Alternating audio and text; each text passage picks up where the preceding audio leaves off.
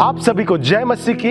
आज के इस आत्मिक विचार में मैं आप सभी का स्वागत करता हूं। इससे पहले कि हम परमेश्वर की स्तुति और आराधना करें, आइए हम प्रार्थना करें।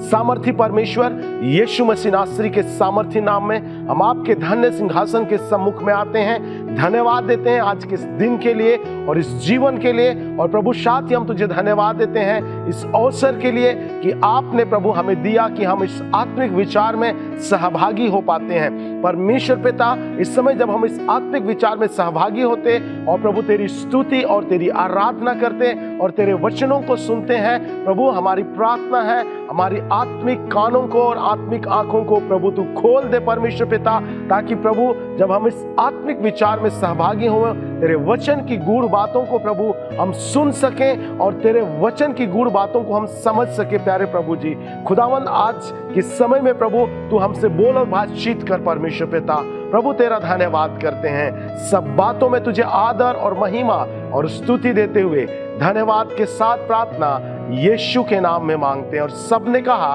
आमीन। विनती सुन ले यीशु प्यारे, विनती सुन ले यीशु प्यारे, मोरे संग रहो महाराज, अब तुम राखो मोरे लाज, अब तुम राखो मोरे लाज, राखो मोरे लाज, अब तुम राखो मोरे लाज। विनती सुन ले यीशु प्यारे, विनती सुन ले यीशु प्यारे, मोरे संग रहो महाराज, अब तुम राखो मोरे लाज, अब तुम राखो मोरे लाज। विनती करो तुम से कर जोरे, अब तुम विनती सुन लो मोरे, विनती करो तुम से कर जोरे, अब तुम विनती सुन लो मोरे।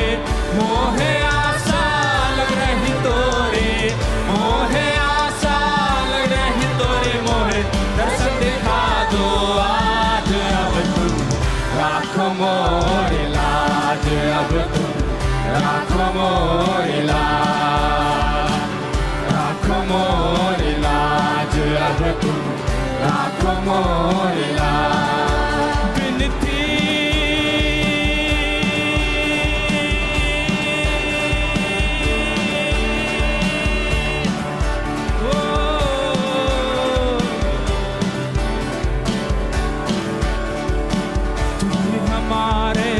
नैरों के तारे, मन के प्यारे, दिल के दुलारे, तुम भी हमारे नैरों के तारे, मन के प्यारे, दिल के दुलारे, तुम ही हमारे तारणहारे, तुम ही हमारे तारणहारे, तुम ही हमारी सरकार, अब तुम राखो मोरे लाज, अब तुम राखो मोरे लाज, राखो मोरे लाज, अब तुम राखो मोरे लाज। विनती सुन ले यीशु प्यारे, विनती सुन ले यीशु प्यारे, मोरे संग रहो महाराज, अब तुम राखो मोरे लाज, अब तुम राखो मोरे लाज, राखो मोरे लाज, अब तुम राखो मोरे लाज। तुम ही हमारे नैनों के तारे, मन के प्यारे, दिल के दुलारे, तुम ही हमारे नैनों के तारे, मन के प्यारे, दिल के दुलारे, तुम ही हमारे तारणहारे, तुम ही हमारे तारणहारे, तुम ही हमारी सरकार, अब तुम राखो मोरे लाज, अब तुम राखो मोरे लाज, राखो मोरे लाज, अब तुम राखो मोरे लाज, राखो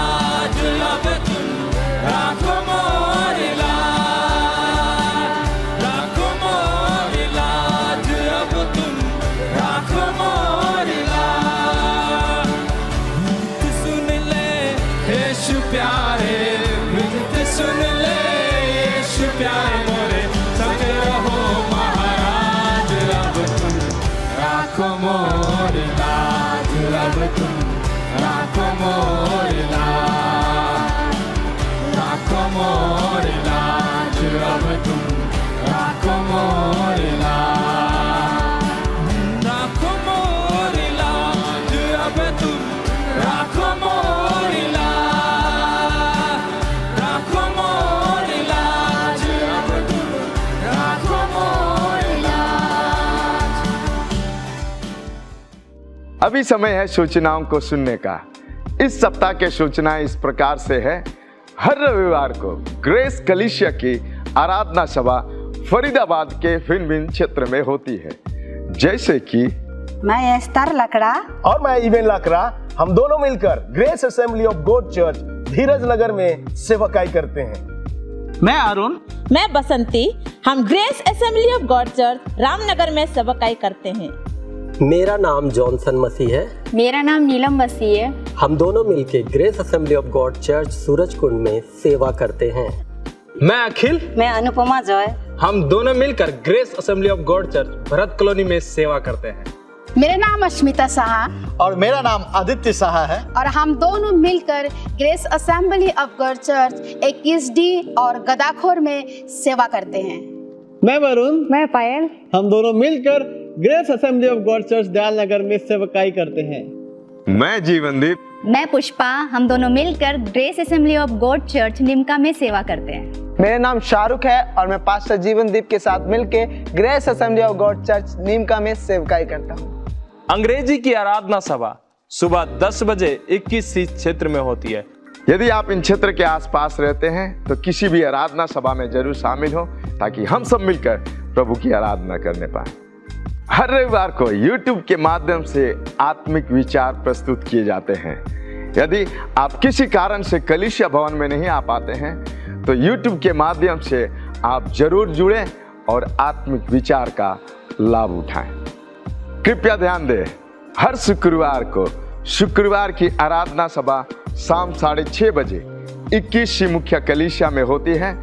आप सबको उत्साहित किया जाता है कि 21C मुख्य कलीसिया में आकर प्रभु की आराधना में शामिल हो। यदि आप किसी कारणवश नहीं आ पाते हैं तो ये सभा ऑनलाइन के माध्यम से भी होती है और इसमें भी जुड़कर आप प्रभु की आराधना कर सकते हैं। हर रोज पासवान और प्रार्थना का दल मिलकर आप सबके लिए प्रार्थना करते हैं। यदि आपके पास किसी भी प्रकार का प्रार्थना निवेदन है तो जो स्क्रीन पर नंबर दिया गया है उसमें व्हाट्सएप और SMS के माध्यम से अपनी प्रार्थना निवेदन को भेज सकते हैं, या आप अपने स्थानीय पासवान को साझा करके बता सकते हैं। हम सब मिलकर आपके लिए उस प्रार्थना निवेदन के लिए प्रार्थना करेंगे। आज के लिए इतना ही। अधिक जानकारी के लिए अपने स्थानीय पासवान से जरूर संपर्क करें। ये समय है कि हम परमेश्वर के राज्य के लिए अपने भेंट और अपने 10वां भाग को दें।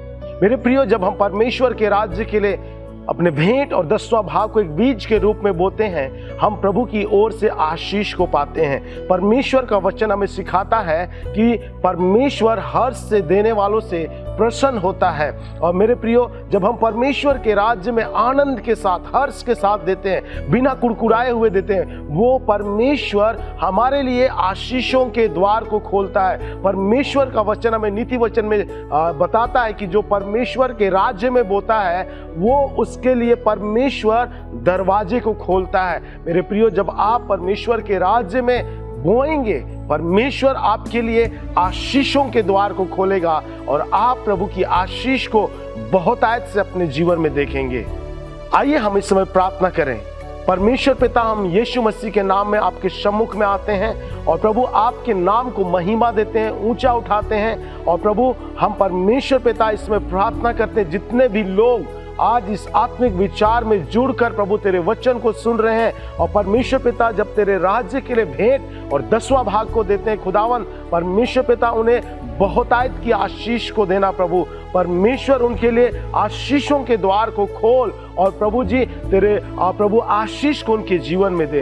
प्रभु तेरा धन्यवाद करते हैं, प्रार्थना सुनने के लिए यीशु के नाम में मांगते हैं, आमीन। आप अपने भेंट और 10वां अंश को ऑनलाइन के माध्यम से भी दे सकते हैं, जैसे कि फोन पे, गूगल पे, पेटीएम, QR कोड को स्कैन करके और आप बैंक ट्रांसफर के माध्यम से भी अपने भेंट और दशवांश को दे सकते हैं।